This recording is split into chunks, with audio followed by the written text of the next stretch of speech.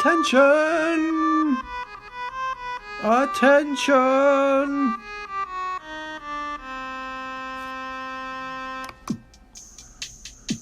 And now we welcome to the grand trivia stage our great leader, our grand aquarium emperor, the trivia master of this age, the past age, the upcoming age, and ages unknown.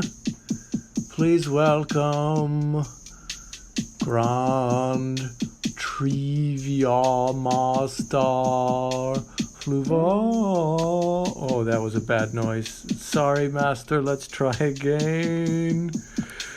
Fluval.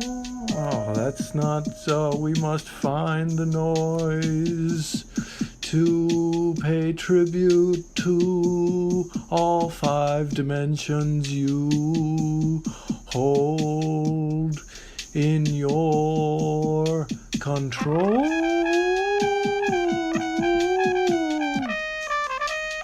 Yes, the fake trumpet for Fluval.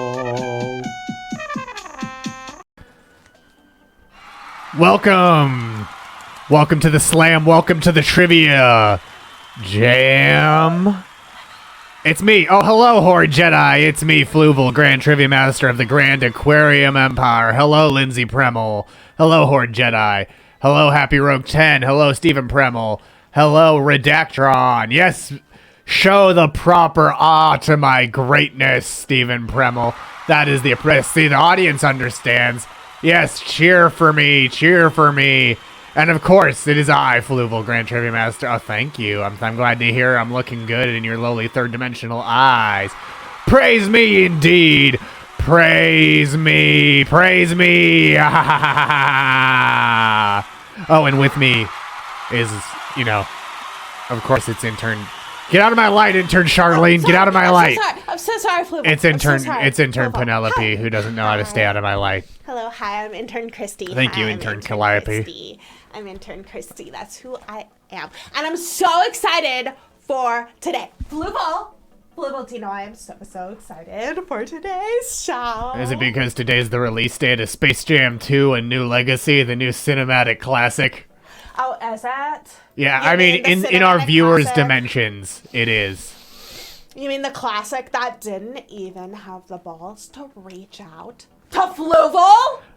To include his greatness? They fear him! Look, I mean... Yes, they fear the Grand Aquarium Empire Network! Look, intern Calliope, if they wanted me to be in, they would have had to sell all of Warner Brothers to the Grand Aquarium Empire. And are you not worth their entire company, if not more? I mean, I'm worth it, but do I need to lower myself to being in a third-dimensional work? That, I think, is the true question. And yes, we are not responsible for Space Jam 2. No. Just need to get that out there. We are not responsible for that at all. That is a lowly third-dimensional work. Whew. Yeah. Not the greatness of the Grand Aquarium Empire. Oh, definitely not. Not greatness like... Grand Trivia! Oh my Grand goodness! Trivia! Welcome to Grand Trivia with me, Fluval, Grand Trivia Master of the Grand Aquarium Empire. As always, is intern, whatever. And yes, they're saying you've got mad Bowie vibes today. Oh my god, thank you so much. They actually did this. Yes, we have all of the iterations of Bowie and all of the creatures that inhabited the body of David Jones. Yes, there is. From time to time. And Horde Jedi agrees that you look absolutely fabulous today, Francine. Oh my god. I agree, Lindsay Premel. Space Jam 2, not my standard. Yes, Space Oddity intern. Thank you, Lindsay Premel. Thank you, Lindsay Premel. I can only hope to be as good as Space Oddity intern in terms of just enslaving planets for the use by the Grand Aquarium Empire Network. They are fantastic at it. But you know what else we're fantastic at? What is it, Fluval? Grand Trivia. And if you lowly third-dimensional beings want to play Grand Trivia, with us. Oh, what should you do? That's right, you should open the Kahoot app or go to kahoot.it and enter the room code 1149158. If your sensory processing didn't catch it, don't worry. It's going to be scrolling across the bottom of the screen for the whole show, and you can join after the game is underway if you want to join in a little early, if it takes you a little bit to work up the courage to face off in feats of trivia against your fellow human beings. Oh, look who's here. Hello, Horde Slam Jedi. Thank you for joining us, Horde Slam Jedi. Who will you be facing off against in this week's Grand Trivia? Oh, it's Fluval Heartsfar. Fluval Heartsfar. I assume that means they just love me from far away, which I would assume is an appropriate reaction. Tries hard, fails. Ooh, that's a good one. I like when third-dimensional beings fail in front of me. It's wonderful to see. Wonderful to see. Yes. I hope you lose, well or otherwise. And Quiz Marquis, that is a very good pun. I mean, I hate to say that you're just a friend, but I think you are just a friend, Quiz Marquis. Oh, someone left. Goodbye. I think it was Fluval Heartsfar, so I think they may be renaming. Oh, it's Stephen Premmel. Hello, Stephen Premmel. Hello. The third-dimensional artist, Stephen Premmel. 4 of you are in. Let's give you all a little bit more time. Are you excited for Grand Trivia today, intern Shania? I am so excited for trivia today. But you know what I'm even more excited for? Oh, it's meant to be Fluval Hearts Farts. Well, He was tempting my wrath. Yes. You are tempting my wrath, Yes. Stephen Premmel. I do not heart farts. I do not heart anything that results from matter consumption. I heart no farts. I heart no toots. I love no poots. I love none of those things. These are not my favorite things. Destroying planets. Now that's some of my favorite things. I could try to actually relate it to the song. These are a few of my favorite things at all, but no. I'm above that. Hello, Bootleg Bart. Welcome. Welcome, Bootleg Bart, to Grand Trivia. Welcome. Bart!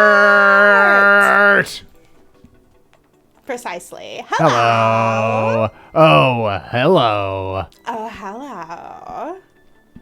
Well, you did hear me say I don't heart farts because I do not heart farts, okay?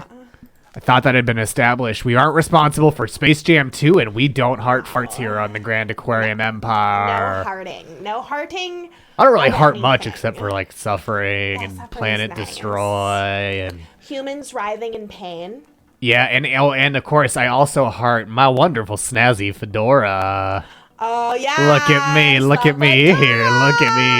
Ooh, ooh, ooh, ooh, ooh, ooh, ooh, ooh. I have a hat. Ooh, ooh, ooh, ooh. Stephen Premmel and Horde Jedi are trying to start some third cross-dimensional rumors. I see. Do I heart farts a little?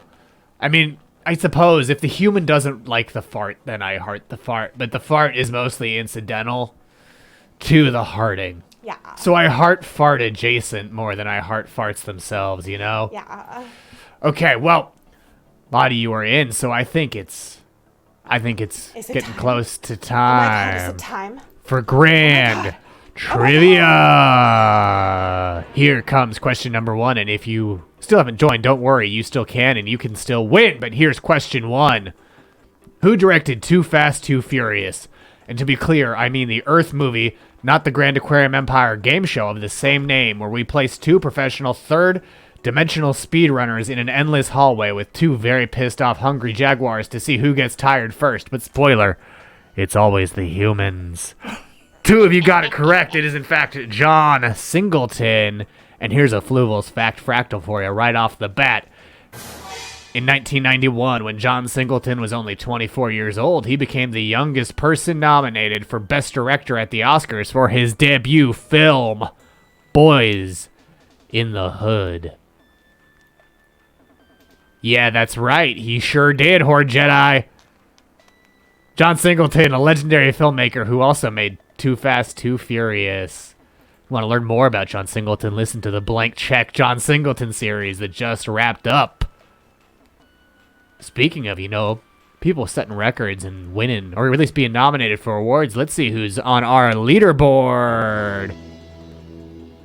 Oh, in first place, it's Horde Slam Jedi. In second place, it's Bootleg Bart. In third, Fluval Hearts Far. And then everyone Excuse else got me. 0. Yeah, but this fart thing's back. I'm just going to move on. Hearts Far. I think it's Fluval Hearts Farts again. Come on and slam and if you want to jam.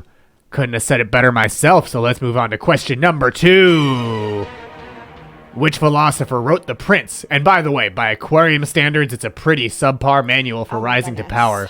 But he is right that it's better to be feared than loved. 3 of you got it correct. The answer is Niccolo Machiavelli. Good job. Have you read The Prince, intern Charlene?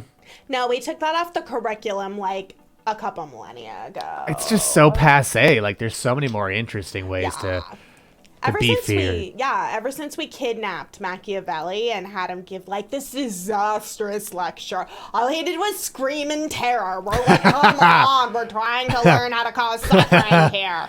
It wasn't it wasn't educational, but it was entertaining. Very true. Horde Jedi liked it too. Glad Horde Jedi liked it. Let's see if Horde Jedi likes our leaderboard. They should, because they're still in first place. Bootleg Bart is in second. Stephen Premel in third. Fluval Hearts Far in fourth. And Tries Hard Fails, living up to their name, in fifth. Stephen Premel remembers that he wrote The Prince because it specifically isn't the song Two Princes, which is true. It is, in fact, a book. Speaking of entertainment, let's move on to question number 3. In the sitcom Mork and Mindy, Mork is from what planet? Schmork, Ork, Glork, or Alpha Centauri. Pictured here, of course, is outer space, the place planets live. But I'll give you a hint. Well, you already got it, so I won't give you a hint. But it isn't a planet we destroyed, so sitcom Earth could have been the answer. Before we got it correct, it was in fact Orc, and of course Stephen Premel reminds us of his famous catchphrase, Nanu Nanu.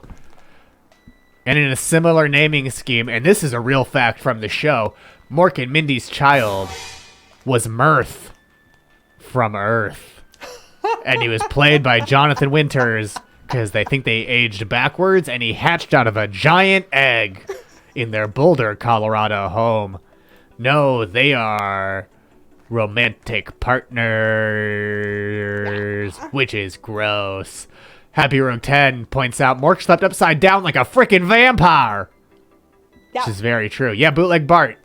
If you look it up, old man hatches out of an egg and is his baby son, and he sends a message to his boss at the end of every episode where he journals about how strange Earth is and how odd all these humans are, which is something I certainly relate to.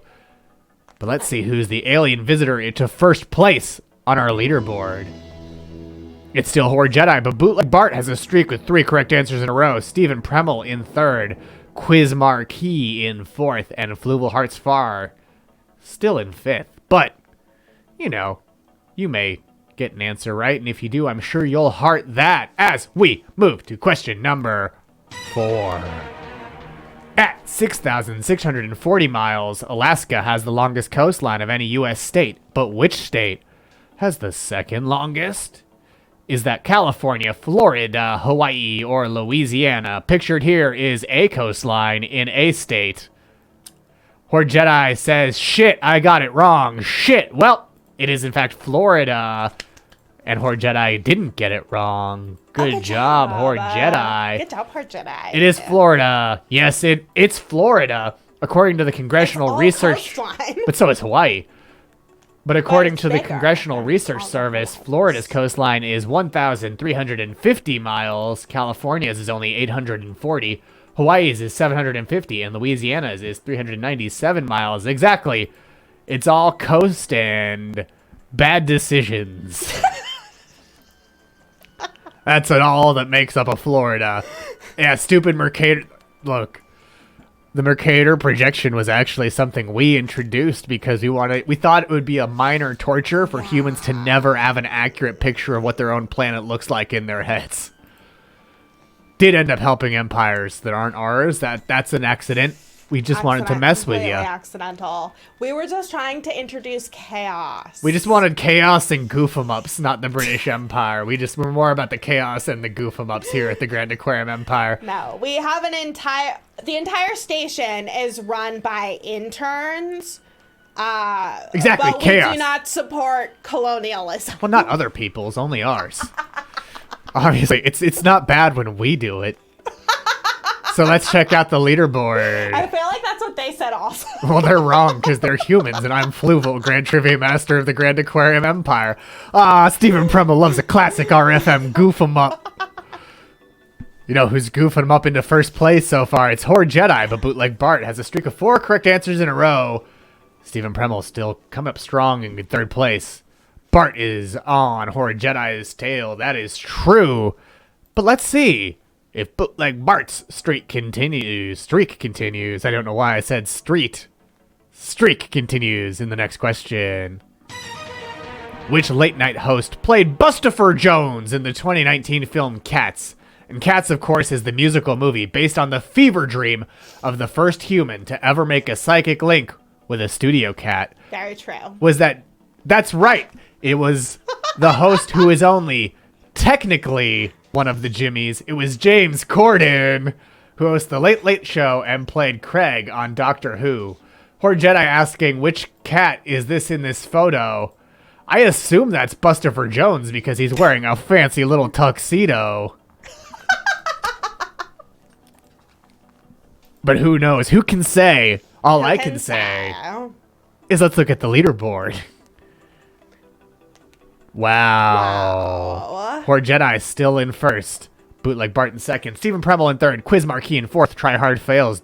Not doing so bad in fifth place with less than 100 points behind Quiz Marquee. It's Shimble Shanks! It's Skimble Shanks! Skimble Shanks! Skimble Shanks! That stamp! Yes, the railway cat. Yep. That cursed railway cat. Yep. Just putting his railways all over the earth. Actually, but you know what? I think that really Skimble Shanks should be the spokes cat for some railway. Like Amtrak should have Skimble Shanks. Skimble Shanks as their mascot. And speaking of mascots, let's go to our next question. Bigfoot is a mascot for which brand of beef jerky? Is that Slim Jim, Jack Links, Tillamook, or Arrogant Bastard? Seen here is a Yeti because there's not a lot of great stock photos of the big one, the Bigfoot himself, but 3 of you got it correct. It was, in fact, Jack Links. Beginning in 2006, Bigfoot was featured in a series of ads called Messin' with Sasquatch, and you can even buy a plush Sasquatch from their store, which we'll take a look at a little later on. I still think it should have been called Goofing 'em Up with Beef Jerky. Did the Yeti have a popsicle? Oh, yeah, that did. Yeah, that did. Sasquatch? Sasquatch! Wait, have I been mispronouncing it? Is it Sasquatch? Because that is good to know if I have been mispronouncing that. That is Like my a bad if so. Sasquatch. Or is it a sauce? Oh, it's sauce, like sauce. Yeah, like sausage. It's my bad. Thank you. I didn't get your You're pun. not familiar with I their didn't dimensional I got foods. lost with your So pun. that's, Louisville. You can't be expected to know things that are so below you. Yeah, that's why I was like, I don't know. But service as a software squash. Sasquatch! Oh, that's the kind of suffering I like, because you get a thing that you used to get for free for a monthly fee instead. Slightly improved, if at best service for significantly more money. That was another goof 'em up we introduced to the third dimension as part of late stage capitalism. Who will survive? But let's see. Yeah, you all get it. The interns in the studio love that show. Call that a sad squatch. Let's see who's a sad squatch by checking our leaderboard. Horde Slam Jedi is because Bootleg Bart has taken first place. He slammed into first place. Welcome to the jam, Bootleg Bart. As you know what, I believe you can fly up this leaderboard. Say it ain't so. The sweater song. Oh, I'm a big fan of those as well, Lindsay Premel. Sasquatch documentaries are wonderfully dramatic. I mean, they're just like Sasquatch. They're a cancer. They want to be aloof and distant, but still the center of attention. You know what's a good way to be the center of attention? Like Richard Simmons. But you know what's a good way to be the center of attention? Who? What? By selling yourself as a plush on a beef jerky store website. Feed your wild side with Jack Links, who is not sponsored this at all, but this is a real plush that you really can currently buy at the Jack Links website. I also love... so cursed. I love how little of a resemblance the plush has to the picture on the bottom. Its entire face is just inverted from what it is on the bottom. You know what this looks a lot? This looks so much more like a baby. Exactly. It looks so much more like an Ewok than it does a Sasquatch. Just an Ewok with a t-shirt. A cursed Ewok with a t-shirt. An Ewok who's sold out. Yeah, it's an Ewok who's sold out or is doing some SpawnCon. It's a SpawnCon Sasquatch Ewok.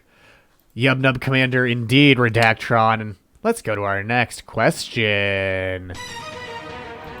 SpongeBob SquarePants' pet is a snail named...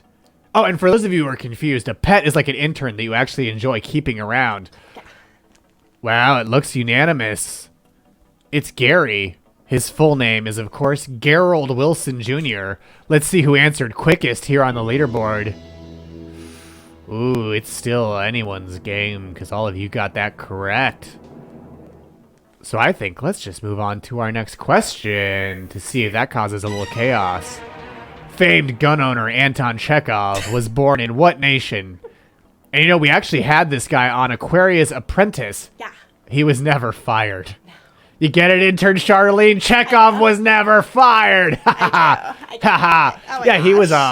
he was born in Russia but died in Germany.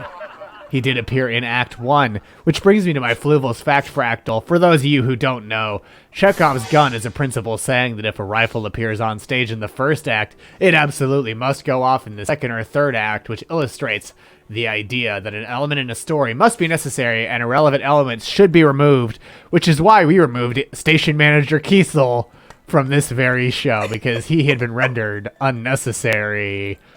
Let's check the leaderboard. Wow, Bootleg Bart holding on in the first place. Heavy Rogue asking, is it any relation to Star Trek's Chekhov? Oh, is there, Flibble? I mean, it's a long time. Could be. I mean, we saw the Anton Chekhov earlier in Late Stage Capitalism, Who Will Survive, and then the Chekhov from Star Trek you're later right. say it must be. Yeah, it's the same Chekhov. If a nuclear vessel appears in the first act, it must be fired in the last act. Yep. It's perfect. It's like poetry. Yes. It rhymes. Speaking of poetry that rhymes, the Muppets. Let's go to our next question. Who is the original performer behind Ernie on Sesame Street? And to be clear, we mean who played Ernie, not which slasher was lurking behind him ready to strike. And that answer is, of course, none other than Jim Henson, who played Ernie alongside Frank Oz's Bert. Frank Oz also played Yoda, Miss Piggy, and many other Muppet. Oz mixed you up? Well, that's because I'm tricksy. I'm feeling a little tricksy sometimes in these questions. I tricked you. I tricked you. I tricked you. I tricked you. I tricked you. I tricked you. He tricked you. Oh. Muppet Babies is iconic, though. Yes. Oh, and I know that a lot of third-dimensional beings kept expecting Star Wars to show up because TIE Fighters were in the intro of Muppet Babies and then never referenced again in most episodes. It was very disappointing for many third-dimensional beings who have no connection to this show, as well as Horde Jedi. Thank you for loving my celebration. Let's see if you get to celebrate on the leaderboard. Absolutely not. Still static. Well, Bootleg Bart can celebrate, but Horde Slam Jedi is back in the game with 3 correct answers in a row. And, I mean, is less than 1,000 points behind Bootleg Bart, so it really is still anyone's game. Because we're not even halfway through yet. We're almost there, but not quite. So let's move on to question number 10. Before he directed Spider-Man, Sam Raimi directed which other superhero film? Is that The Punisher from 1989, Darkman from 1990, Deadman from 1995, or Raimi Man from 1996? 3 of you got it correct. It is, in fact, 1990's Darkman. That is fair. I think The Punisher was with Dolph Lundgren. Deadman isn't a real... I don't know if Deadman was real, but Raimi Man is not real. But Darkman is a hero of Raimi's own creation. It tells the story of a scientist who gets horribly burned by a mobster and goes mad in his quest for revenge. And Premel points out a fact fractal of his own. Sam Raimi made Darkman because Sony wouldn't let him make Spider-Man, so he did it instead. And then, of course, he got to make Spider-Man overall. Yeah, Liam Neeson is Spider-Man. Liam Neeson is Darkman in Darkman. And Bootleg Bart points out they're rebooting it. Interesting. That is not why it's on this quiz, because an intern added it 2 weeks ago. And I would also watch Ted Raimi Man. Redactron. Ted Raimi is, of course, his brother, who was Joxer on Xena and was Ash's childhood friend in Ash vs. the Evil Dead, who worked at a bar and made a concoction that was absolutely disgusting. Yes, Liam Neeson as Spider-Man would be great. Web slinging is a special set of skills, I think. Extremely special. Extremely special. Let's go to the leaderboard. Stop. Horde Jedi's rise through the ranks was interrupted as Bootleg Bart got it right and holds on to first place. But that takes us halfway through this here Grand Trivia. So we're going to bring you a very special piece of entertainment, you see. We're going to bring you a piece of educational footage from the intern orientation program. I helped with this. I made this because I run that. That's true. Intern Charlene here runs that. So let's take a look I'm Intern Kristie. at this educational program. Okay.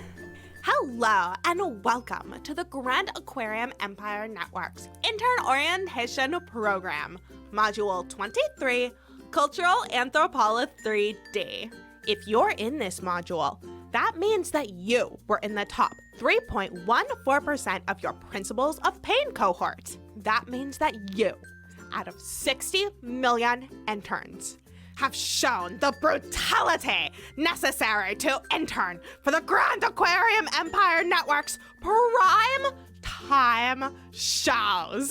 If you survive the next 9,000 advanced placement modules, you could be an intern on critically acclaimed programs such as Shark Tank, The Floor is Lava, and 25,000 Casualty Pyramid.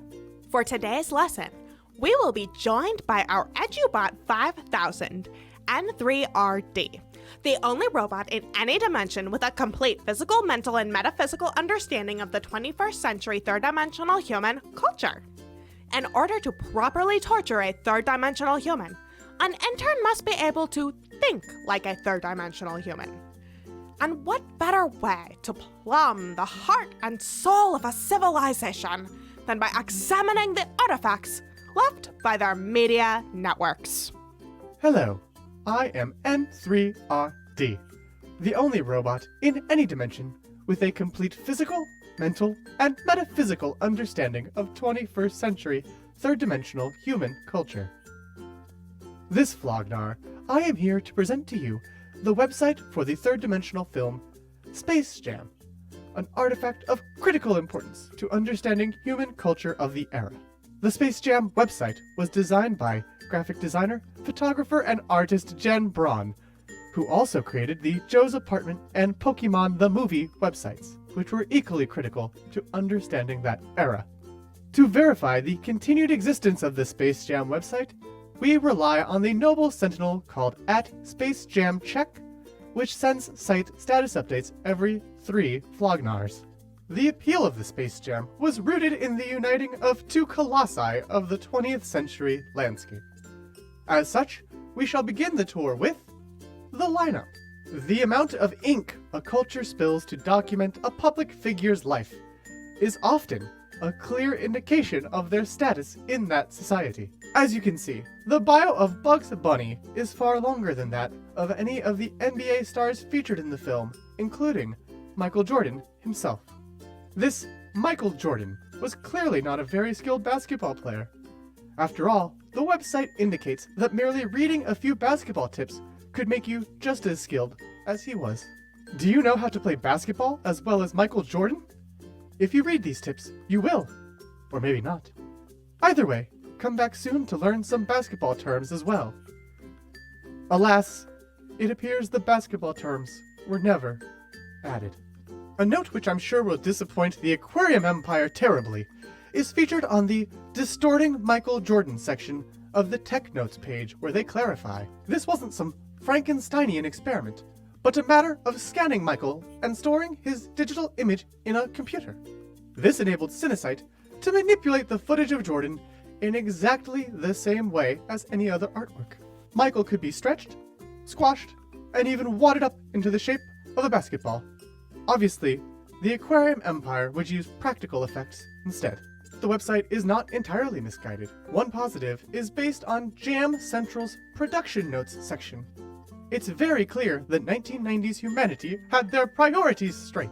The fiber optic network used by Cinesite to transmit and receive animation information between the US and London is the world's fastest, exceeding the speed of those used by government agencies and defense contractors.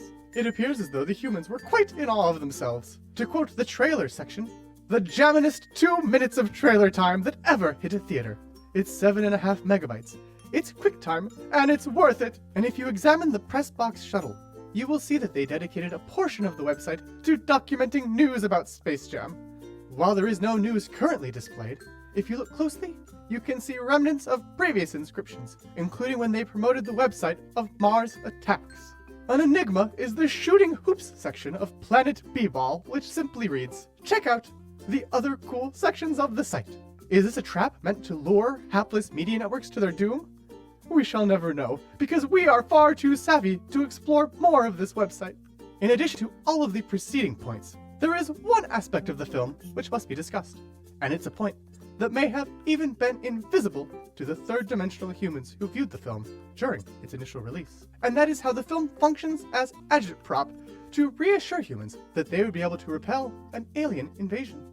The weak nerdlucks are clearly intended to pacify humans with the false hope that aliens would need to suck at their teats to gain power, rather than already exist at a level far beyond their comprehension. With that reminder of aquarium superiority, I bid you adieu. This has been a production of the Grand Aquarium Empire Network's Intern Orientation Program. Copyright Intern Kristie.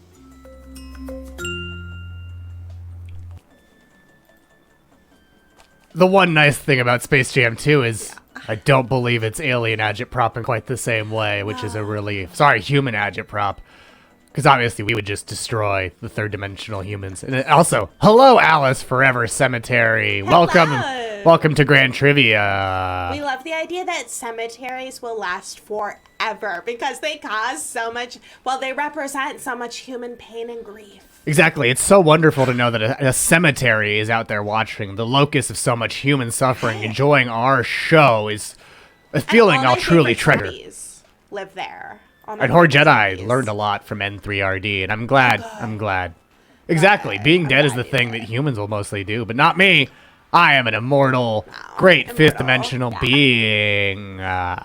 Fluval doesn't die like you mere mortals. Fluval doesn't die. Fluval will never die. Alice Forever Cemetery with a good question. Are the Warner Brothers aliens?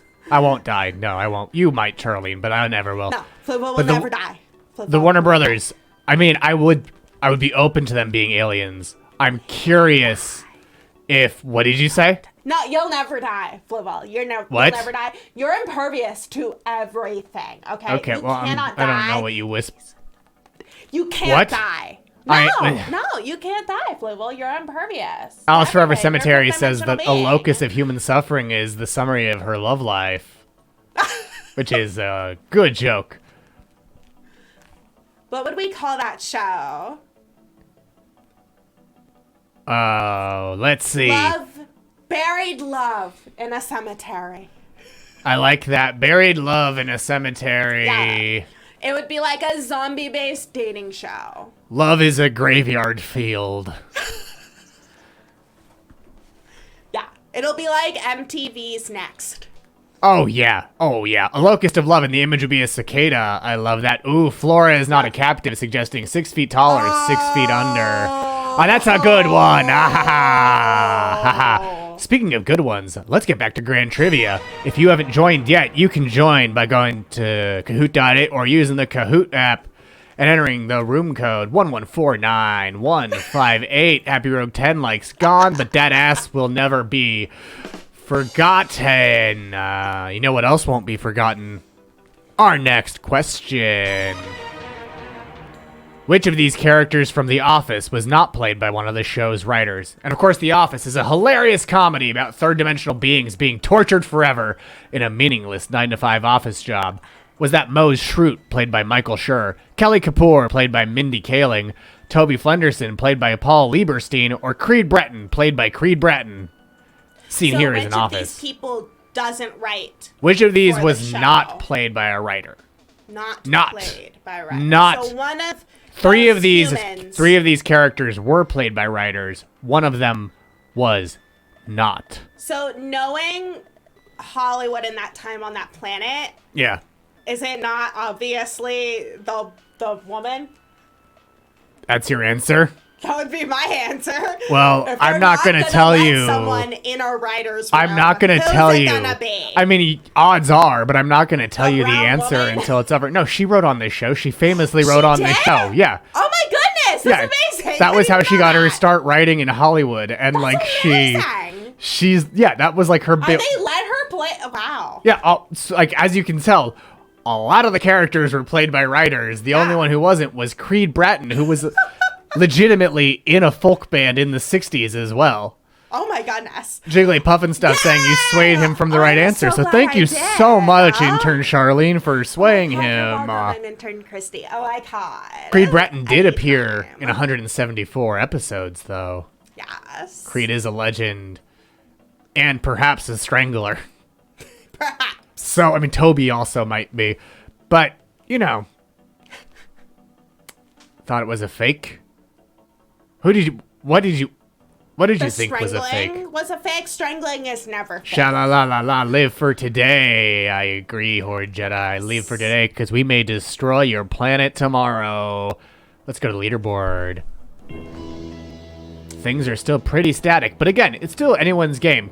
Though Bootleg Bart does have a streak with 3 correct... Oh, 3. Why did I say 3? 11 correct answers in a row. Wow. Lindsay Premel bets Jim enjoys playful choking. I love that comment so much. Almost as much as I love the next question.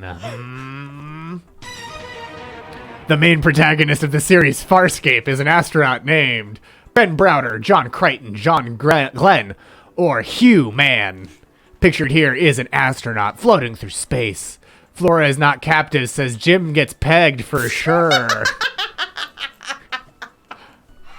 Human dying. I mean, that's what humans do, isn't it? Not me. I don't. No. Never no, will. You don't die. I Well, don't you do die. not I'm just die. out here being an You eternal cannot being. die. 2 of you got it Eternal. correct. His name is John Crichton. He's an astronaut. He got shot through a wormhole when his ship was hit by a radiation wave. He's lost in a distant part of the universe. He finds himself on a ship, a living ship, pursued by an insane military commander. He's just looking for a way home. I'm just looking for a way to the leaderboard. Horde Jedi says, y'all are more generous in your assessments of Jim's sexual imagination than I am. But Bootleg Bart's streak continues with 12 correct answers in a row. Horde Slam Jedi in second, Stephen Premel in third, Quiz Marquee, you say you're just a friend in fourth, and Tries Hard fails in fifth. It is remarkably close to the show Andromeda, but Farscape came out first. Virginia Hay. Alice Forever Cemetery ran a sci-fi convention Really? in college. Or Was Virginia it- Hay. Was it based on Virginia Hay? Was Virginia Hay why it was a bad time? I'm or so curious. I she- need to know. Virginia Hay, who famously left the show because the makeup was bad for her kidneys. Yeah. And like she shaved her whole head and eyebrows for years. Yeah, she had to shave her For eyebrows years. and to the point that when they get her back in bit parts, you can tell that she was like, I'm not going to do that for a single episode. Yep. So they finally started using appliances rather than shaving off her head and eyebrows. Also, Stephen Premmel, you can't watch the show because of the theme song. You mean you aren't? And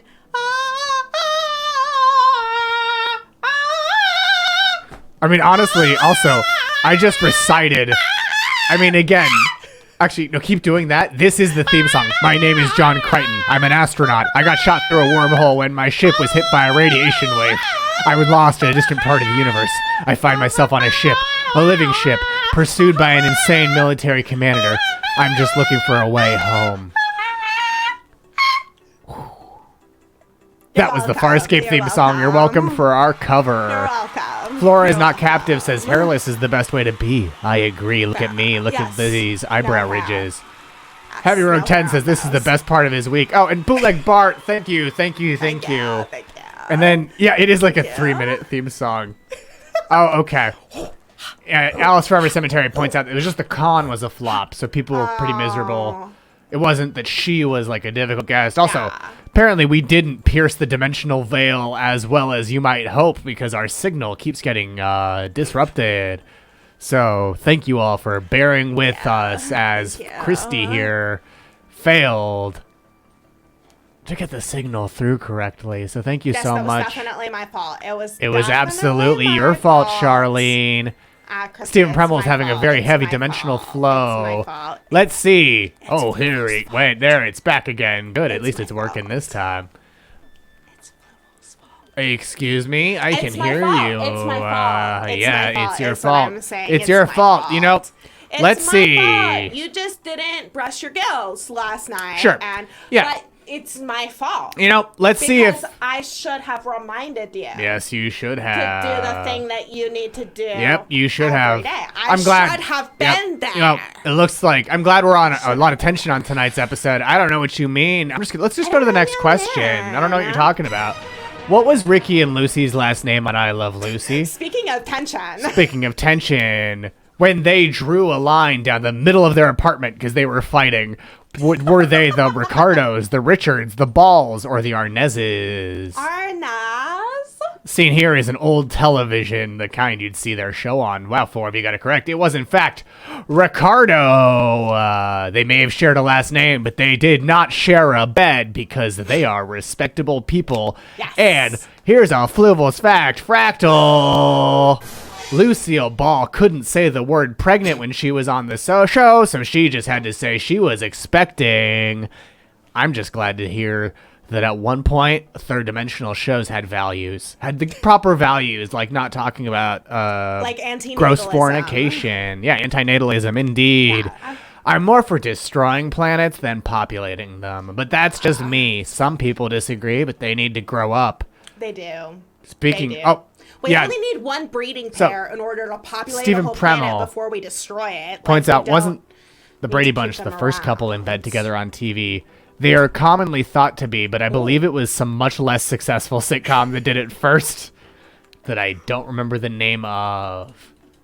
I could look it up, but You don't need to. I don't feel Fluval. like it, so let's go to the leaderboard. You know the answer, but you don't feel like sharing it because you know everything, Fluval. Well, I mean, I was trying to explain it in ways that they would understand. Like, obviously, did a I good know job. everything. You did So a I really good said the job. words I don't remember, but that was Yeah. just some skillful means Yes. that I used to translate it to a third dimensional It absolutely idiom. is. Because who wants to watch a show where you're just saying a bunch of words that people don't Exactly. understand? Like, Exactly. it's difficult, you know? I'm just trying to make it relatable for our lowly, disgusting third dimensional viewers. You're right. You're totally right. And Fluval. Stephen You're Premmel so is looking right. it up. Okay, well, yeah, I'm going to go on to the next question, which I also know the answer to. In Sex and the City, What is Mr. Big's real name? Is it Dick Johnson, Ronald John Jones, John James Preston, or Big Bigston Bigley? Seen here is the type of hello my name is sign that lowly third-dimensional beings use their phalanges to write on. Premel says it was the first couple to sleep together. And Johnny. Whereas the titular characters on Mary Kay and Johnny. So the originator of an MLM was also the first person to be in the same bed as their married partner. I heard that to many beings it was perceived as just a raw pink screen. Oh my gosh, and right? nothing else. Because censors censored it? No, because Mary Kay manifests as a bright pink light. That's true. But, if you got it correct, it was John James Preston, and it's only revealed during a cell phone's caller ID in the finale. His real name is never spoken in the entire run of the show.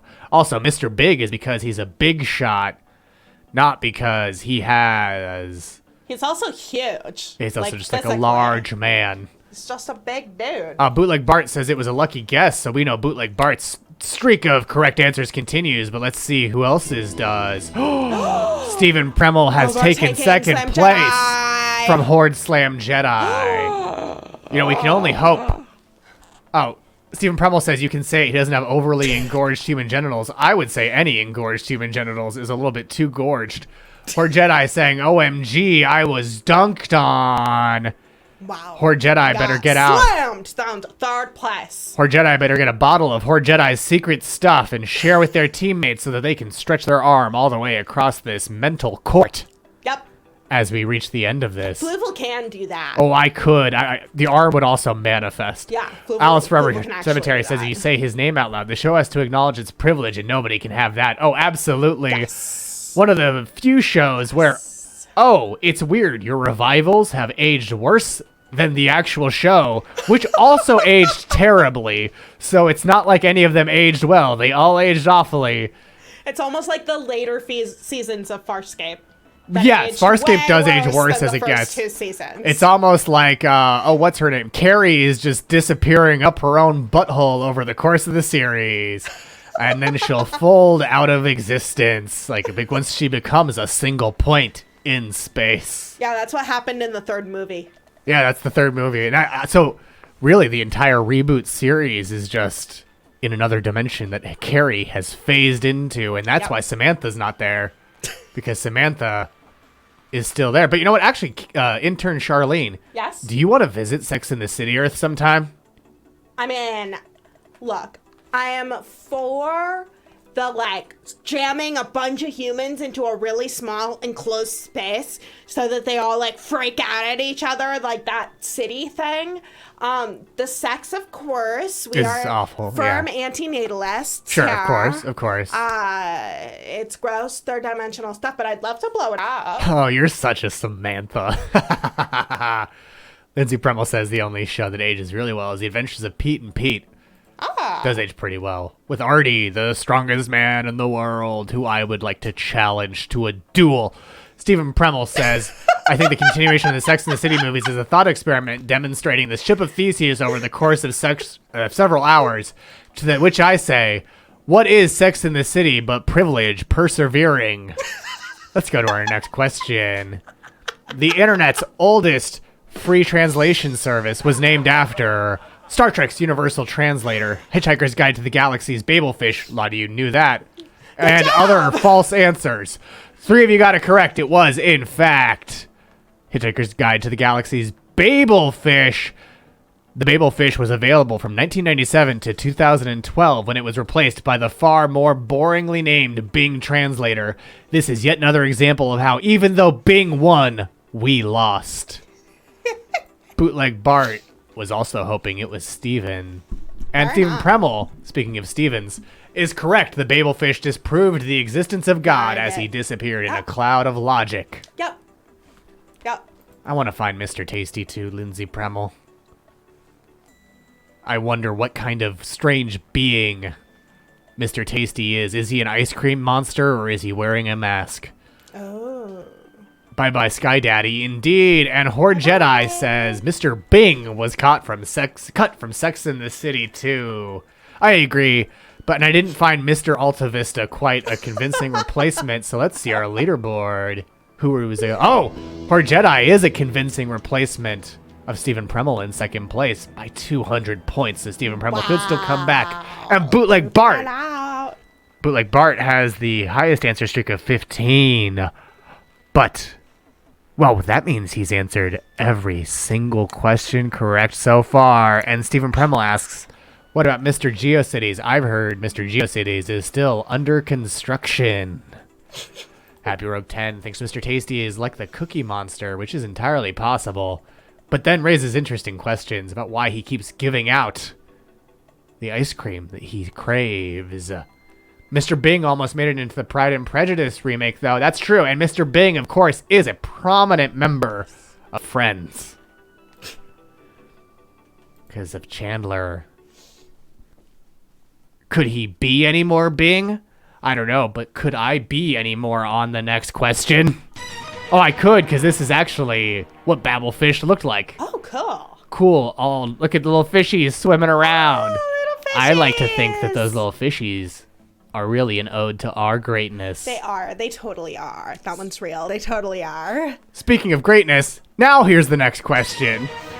Which of these movies was rumored to exist as an unreleased butthole cut? Was that Ace Ventura from 1994? Well, you got it. Y'all got it. It was Cats. It was 2019's Cats. And I gotta say that butthole cut is in direct opposition to Grand Emperor Acquion's proclamation A352-4, which is that all butthole cuts of all films must be in the public domain. Yes. But it was Cats. Oh, Stephen Premmel says he can confirm that it exists. It's not just a rumor, which makes this quote. Premmel, did you see this with your own eyes? Did you see it with your own eyes? Did you see it with your own Are your eyes Did you see the holder butthole cut? of the memories You did see. of seeing the butthole cut? Stephen Premmel You've says seen the butthole. it was never fully rendered, but the buttholes were modeled. Okay, so your friends Yes. hold the eyeballs that Well, have the memory of the butthole cut, who Flora we should wants then to find and see- extract the eyes, and then we will have the butthole cut. Yeah, we have to take it from your friend's eyeballs. Derulo dick. Also, your friend may be the one who anonymously told Vanity Fair, quote, when we were looking at the playbacks, we were like, what the hell? You guys see that? We paused it. We went to call our supervisors, and we're like, there's a fucking asshole in there. There's buttholes. I don't know if that's your friend. Alice Forever Cemetery asking, when will the Sex and the City movie Butthole Cut be released? Which is a good question. Speaking of good questions, Horde Jedi asks, did each cat have its own unique butthole model? The people demand to know that answer. We do. Look, we can't learn the answer to that, but we can learn the answer to this question I have. Oh, Stephen Premmel says likely yes, so I guess we can learn the answer to that. Let's also learn the question to who's on the lead in the leaderboard. Still static. Still so many games, though. Every 3D model independently. So indeed. Independent buttholes for every Independent, cat. unique buttholes. All these cat buttholes are snowflakes. Many cat buttholes. I don't have a segue. Here's our next question. The Marvel films Ant-Man and Ant-Man and the Wasp are set in which city? San Francisco, Los Angeles, California, New York, or Atlanta, Georgia. Seen here are Ant-Man and Spider-Man just hanging out and chilling. Like they're buds and Spider-Man fucking rocking out. Everyone aced it. It is in fact San Francisco. And you know, Right. some third dimensional beings who are also not related to this show who live in San Francisco may have tried to wander onto the set one day Maybe. when they just passed it on a walk Just and didn't maybe. get in. Let's see who's in the lead. Ooh. Horde, Slam Jedi, making a comeback with 3 in a row. Didn't go well. There is one more question. I don't know, Stephen Premmel. I don't know how it could have made it into the question. There's more than one more question. There's more than one more question? There's- This was question 19. Yes, but it's not. Did I say 19? okay. It's Never actually mind. question 17. I'm wrong. It's the because I'm a 19th slide. fallible Exactly. We've third-dimensional had being. 2 slides. If I said Okay. 19, it was a test and you passed. You caught the trickery. Oh, yay! I passed the test! I passed the test. Let's see if you all passed the test of question 18. Which philosopher wrote works with upbeat titles like A Happy Death and The Plague? And here's a Fluval's Fact Fractal Wire answering. A happy death is a reference to me, Fluval. Your death that makes me happy. Is it Jean-Paul Sartre, Albert Camus, Friedrich Nietzsche, or Niccolo Machiavelli? Stephen Premel thinks this is where Stephen Premel loses it. Let's see if Stephen Premel's right about Stephen Premel losing it here with this question as Stephen Premel predicted. What about the little death? Is that related? Good question. 3 of you got it correct. It is, in fact, Albert Camus, that famed gloomy Gus. Gloomy. His works contributed to the absurdist movement, which rose up in response to nihilism, the one truth of the universe. Stephen Premel answered it Sartre. So Stephen Premel is condemned to be wrong on that question. Let's see who else is condemned to be right. Well, Bootleg Bart streak continued. 18 in a row. Bootleg Bart has thus far aced this quiz. I'm starting to think that Bootleg Bart might be cheating, which we absolutely that's encourage. fine. We absolutely encourage Alice that Forever here. Cemetery says I can have a little death as a treat. Oh, thank you so much. I like death. But Bootleg Bart, I don't know if you're cheating, but Quiz Marquee is just our friend on Stephen Premel's heels. Oh my Redactron goodness. points out Camus can do, but Sartre is smartra.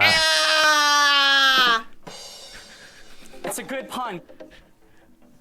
And to which I Sometimes say, Griffin Newman just appears well- in the studio to say that things are good puns.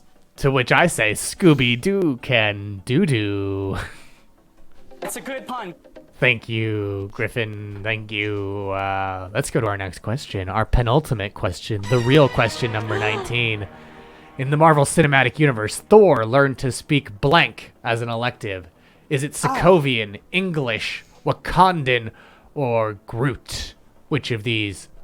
3 of you got it correct. It is, in fact, Groot. And we learned this fun fact about the God of Thunder in the very unfun Avengers Infinity War. Flora is not a captive, thinks the soundboard is the real MVP. I like to think that's an extension of me, so that means I'm the real MVP. So thank you for the compliment, Flora is not a captive. It's an extension of me. It's an extension of me. I'm the MVP. And you work for me. So Fluval really, is the you're MVP. also, I get credit for everything you do, but any mistake you you make is not my fault. should Any mistake you make is not my fault. Any mistake you make is not my fault. I have no culpability. I mean, have you no don't. culpability. That's entirely I have true. no culpability. Zero culpability. It's part of being a fifth dimensional being. Exactly. You lose it when you hit the fourth dimension. Manifest that shit. Ah! I'm like a CEO. No, Grand Emperor Aquion is like a CEO, the celestial executive overlord.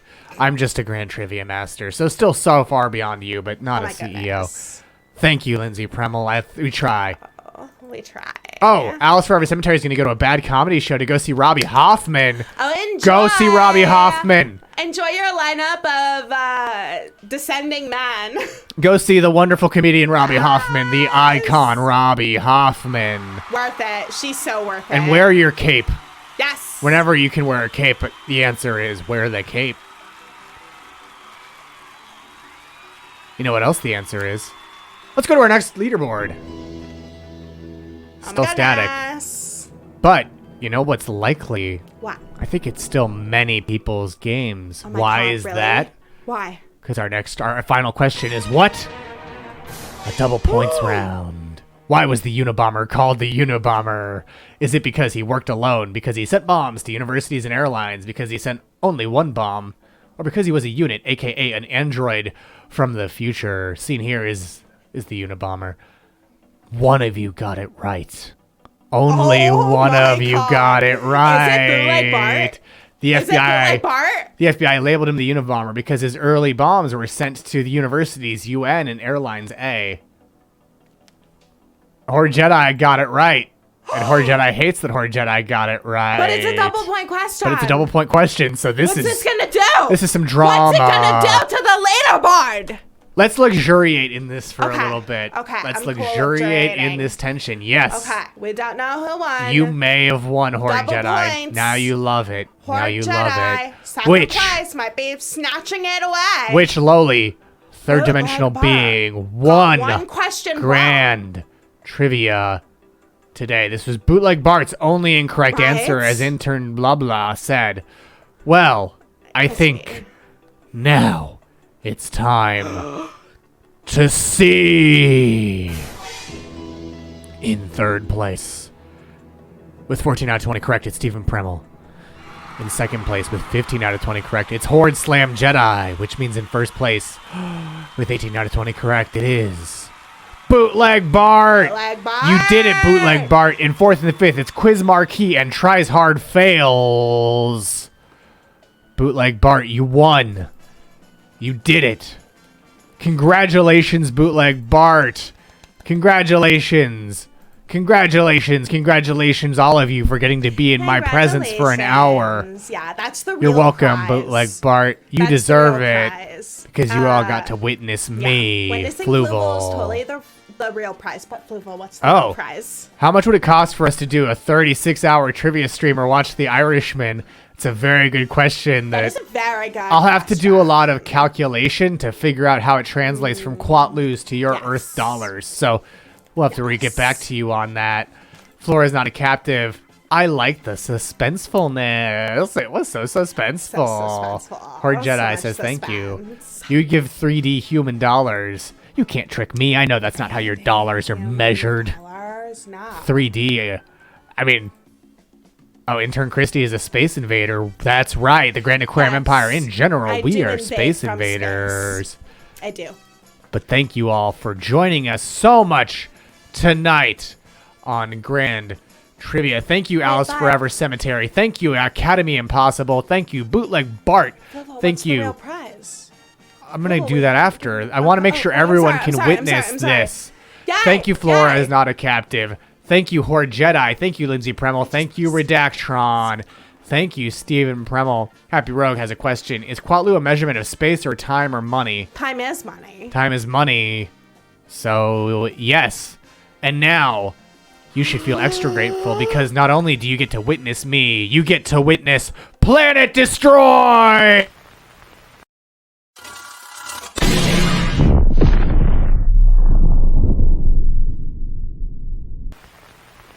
Time is Quatlu indeed. Whoa. Woo. I'm glad you enjoyed seeing one of Bootleg Bart's many worlds destroyed Oh my god. for winning Grand Trivia. That was your prize, Bootleg Bart. I hope you appreciate it as much as you all have appreciated witnessing me As they should. tonight on As you Grand should. Trivia.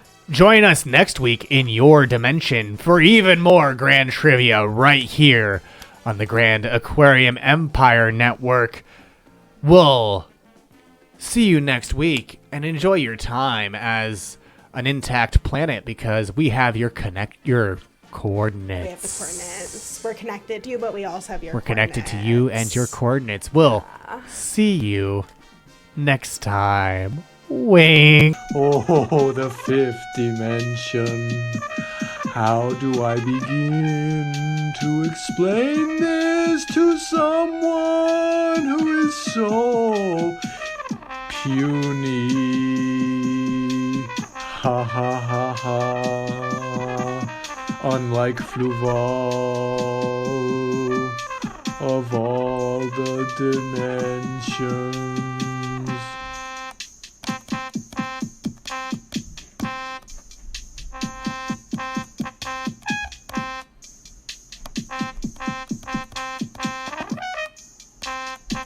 Here he comes, swimming closer than farther away.